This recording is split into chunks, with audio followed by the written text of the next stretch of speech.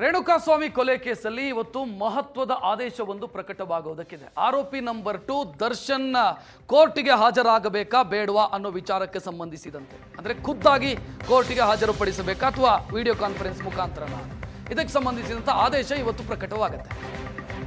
ಖುದ್ದು ಹಾಜರಿಗೆ ದರ್ಶನಿಗೆ ಅವಕಾಶ ಸಿಗತ್ತಾ ಅಂತ 59ನೇ ಸೆಷನ್ ಕೋರ್ಟ್ ಇವತ್ತು ಮಹತ್ವದ ಆದೇಶವನ್ನು ಕೊಡುತ್ತೆ. ವಿಚಾರಣೆ ವೇಳೆ ಖುದ್ದು ಹಾಜರಿಗೆ ಕೋರಿ ದರ್ಶನ್ ಪರ ವಕೀಲರು ಮನವಿ ಮಾಡಿದ್ರು. ಅದಕ್ಕೆ SPP ಅವರಿಂದ ಬಂದಂಥ ಆಕ್ಷೇಪಣೆ, ಅವರನ್ನು ಕರ್ಕೊಂಡು ಬರೋದು ವಾಪಸ್ ಕರ್ಕೊಂಡು ಹೋಗೋದು ಸಮಸ್ಯೆ ಆಗುತ್ತೆ, ಅದರ ಬದಲು ವಿಡಿಯೋ ಕಾನ್ಫರೆನ್ಸ್ ಮುಖಾಂತರವೇ ಹಾಜರಾಗಲಿ. ಸೊ ಇದಕ್ಕೆ ಸಂಬಂಧಿಸಿದಂಥ ಆದೇಶ ಇವತ್ತು ಪ್ರಕಟವಾಗುತ್ತೆ. ಹೆಚ್ಚಿನ ಡೀಟೇಲ್ ನೀಡೋದಕ್ಕೆ ನಮ್ಮ ಪ್ರತಿನಿಧಿ ರಮೇಶ್ ಫೋನ್ ಸಂಪರ್ಕದಲ್ಲಿ. ರಮೇಶ್, ಈಗ ಖುದ್ದು ಹಾಜರಿಗೆ ಪ್ರಾಸಿಕ್ಯೂಷನ್ನ ವಿರೋಧ ಯಾಕೆ ಅಥವಾ ಆಕ್ಷೇಪ ಯಾಕೆ ಇರೋದಿಲ್ಲಿ? ರಕ್ಷಿತ್, ನಡೀತಾ ಇದೆ.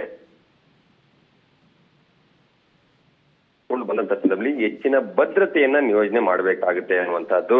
ಜೊತೆಗೆ ಈಗಾಗಲೇ ಇಡೀ ದೇಶಾದ್ಯಂತ ನ್ಯಾಯಾಂಗದಲ್ಲಿ, ಅದರಲ್ಲಿ ಕೂಡ ಜೈಲಲ್ಲಿರುವಂತಹ ಆರೋಪಿಗಳನ್ನ ಕೋರ್ಟ್ಗೆ ಹಾಜರುಪಡಿಸಲಿಕ್ಕೆ ವಿಡಿಯೋ ಕಾನ್ಫರೆನ್ಸ್ ಅನ್ನ ಈಗಾಗಲೇ ಅಳವಡಿಕೆ ಮಾಡ್ಕೊಳ್ಳಾಗ್ತಿರುವಂತದ್ದು. ಜೊತೆಗೆ 2021ರಲ್ಲಿ ಹೈಕೋರ್ಟ್ ಕೊಟ್ಟಂತ ಆದೇಶ ಏನಿದೆ, ಎಲ್ಲವೂ ವಿಡಿಯೋ ಕಾನ್ಫರೆನ್ಸ್ ಮೂಲಕ ಈ ರೀತಿ ಅಂದ್ರೆ ಟ್ರಯಲ್ ಅನ್ನು ನಡೆಸಲಿಕ್ಕೆ ಅವಕಾಶಗಳಿದೆ. ಈಗಾಗಲೇ ಕೇವಲ ಆರೋಪಿಗಳಲ್ಲ, ಸಾಕ್ಷಿಗಳನ್ನು ಸೇರಿದಂತೆ ಎಲ್ಲರೂ ಕೂಡ ವಿಡಿಯೋ ಕಾನ್ಫರೆನ್ಸ್ ಮೂಲಕ ಒಂದು ಸಾಕ್ಷಿಯನ್ನ ಹೇಳಲಿಕ್ಕೆ ಅಥವಾ ಪ್ರೊಸೀಡಿಂಗ್ಸ್ ನ ನೋಡ್ಲಿಕ್ಕೆ ಅವಕಾಶ ಮಾಡಿಕೊಟ್ಟಂತ ಸಂದರ್ಭದಲ್ಲಿ ಆರೋಪಿಗಳನ್ನ ಖುದ್ದಾಗಿ ಕರ್ಕೊಂಡು ಬರುವಂತದ್ದಂದ್ರೆ ಅದಕ್ಕೆ ಸಾಕಷ್ಟು ಪೊಲೀಸರು ಭದ್ರತೆಯನ್ನ ನಿಯೋಜನೆ ಮಾಡಬೇಕಾಗುತ್ತೆ. ಜೊತೆಗೆ ವಕೀಲರುಗಳು ಅವ್ರನ್ನ ಭೇಟಿ ಮಾಡಬೇಕು ಅನ್ನುವಂತ ನಿಟ್ಟಿನಲ್ಲಿ ಅವಕಾಶವನ್ನ ಕೇಳ್ತಿದ್ದಾರೆ. ಅವರು ಕೋರ್ಟ್ ಜೈಲಿಗೆ ಹೋಗಿ ಹಲವು ಬಾರಿ ಭೇಟಿ ಮಾಡ್ಲಿಕ್ಕೆ ಅವಕಾಶಗಳಿದೆ, ಕುಟುಂಬಸ್ಥರನ್ನ ಭೇಟಿ ಮಾಡ್ಲಿಕ್ಕೆ ಅವಕಾಶವನ್ನು ಮಾಡಿಕೊಡಲಾಗಿದೆ.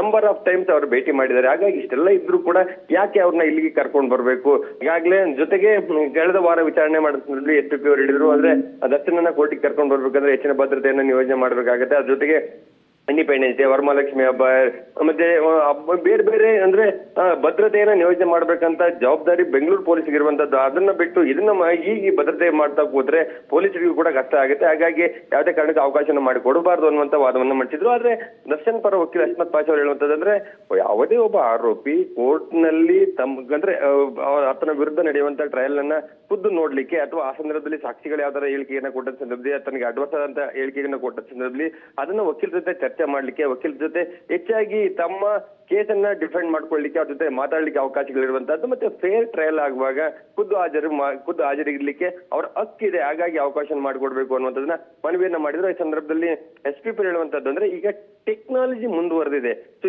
ಇಂಥ ಸಂದರ್ಭದಲ್ಲಿ ಶಿಲಾಯುಗದ ಒಂದು ಪ್ರಕ್ರಿಯೆಗಳನ್ನೇ ಮುಂದುವರಿಸುವಂಥದ್ದು ಸೂಕ್ತ ಅಲ್ಲ ಅನ್ನುವಂತ ರೀತಿ ವಾದವನ್ನ ಮಂಡಿಸಿದ್ರು. ವಾದ ಪ್ರತಿವಾದ ಮುಕ್ತಾಯ ಆಗಿದೆ. ಈ ನಿಟ್ಟಿನಲ್ಲಿ ಕೋರ್ಟ್ ದರ್ಶನ್ ಕೋರ್ಟ್ ಮುಂದೆ ಹಾಜರಿಗೆ ಅವಕಾಶವನ್ನು ಮಾಡಿಕೊಡ್ತಾ ನಿರಾಕರಿಸುತ್ತೆ. ಒಂದ್ ವೇಳೆ ಕೊಟ್ಟರು ಕೂಡ 1-2 ದಿನಗಳ ಕಾಲಕ್ಕೆ ಮಾತ್ರ ಅವಕಾಶವನ್ನು ಮಾಡಿಕೊಡ್ತಾ ಇದನ್ನ ಕಾದು ನೋಡ್ಬೇಕಾಗಿರುವಂತದ್ದು. ಒಟ್ಟಾರೆ ದರ್ಶನ್ ಜೈಲಿಗೆ ಹೋಗಿ ಕಳೆದ ಆಗಸ್ಟ್ 1 ವರ್ಷ ಆಗಿದೆ. ಕಳೆದ 2025 ಆಗಸ್ಟ್ ನಲ್ಲಿ ಜೈಲಿಗೆ ಹೋದಂತವ್ರು ಕೇವಲ ಚಾರ್ಜ್ ಮಾತ್ರ 1 ದಿನ ಮಾತ್ರ ಕೋರ್ಟ್ ಮುಂದೆ ಬಂದ್ರು. ಅದಾದ್ರೂ ಹೊರಗಡೆ ಬಂದೇ ಇಲ್ಲ. ಸೊ ಈಗಾದ್ರೂ ಮಾಡಿ ಹೊರಗಡೆ ಬರಬೇಕು. ಅದ್ರಲ್ಲೂ ಪ್ರಮುಖವಾಗಿ ಒಂದು ಬಾರಿ ವಿಚಾರಣೆ ನಡೆಸೋ ಸಂದರ್ಭದಲ್ಲಿ ಈಗಾದ್ರೂ ಕೋರ್ಟ್ ನಿಂದ ಹೊರಗಡೆ ಬಂದಿದ್ದಲ್ಲಿ ಒಂದಿನ ಮನೆ ಊಟ ಸಿಗುತ್ತೆ ಅನ್ನುವಂತ ಅಭಿಪ್ರಾಯನೂ ಕೂಡ ದರ್ಶನ್ ವ್ಯಕ್ತಪಡಿಸಿದ್ರು. ಹೇಗಾದ್ರೂ ಮಾಡಿ ಹೊರಗಡೆ ಬಂದು ಹೋಗ್ಬೇಕು, ಕೋರ್ಟಿನ ನೆಪದಲ್ಲಿ ಹೊರಗಡೆ ಬಂದು ಹೋಗ್ಬೇಕು ಅನ್ನೋ ಪ್ರಯತ್ನವನ್ನ ಮಾಡ್ತಾ ಇರುವಂತದ್ದು. ಆದ್ರೆ ಕೋರ್ಟ್ ಇವತ್ತು ಅವಕಾಶ ಮಾಡಿಕೊಡ್ತಾ ನಿರಾಕರಣೆ ಮಾಡ್ತಾರೆ. ಕಾದು ನೋಡ್ಬೇಕಾಗಿರುವಂತದ್ದು. ರಕ್ಷಿತ್, ಥ್ಯಾಂಕ್ ಯು ರಮೇಶ್ ಮಾಹಿತಿಗೆ.